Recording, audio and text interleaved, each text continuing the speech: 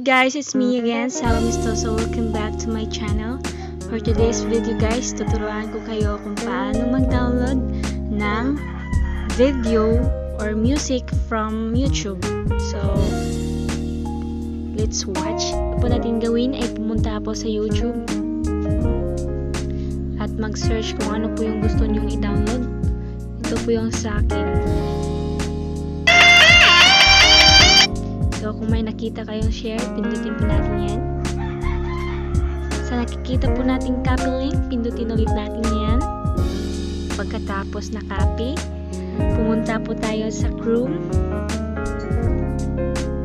Hanapin ang save from .net.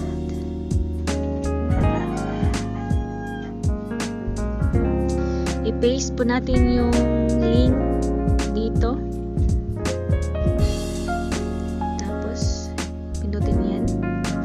Pagkatapos po, putin po natin ang download.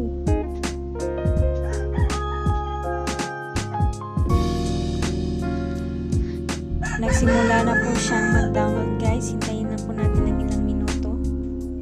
For today's guys, see you in my next vlog.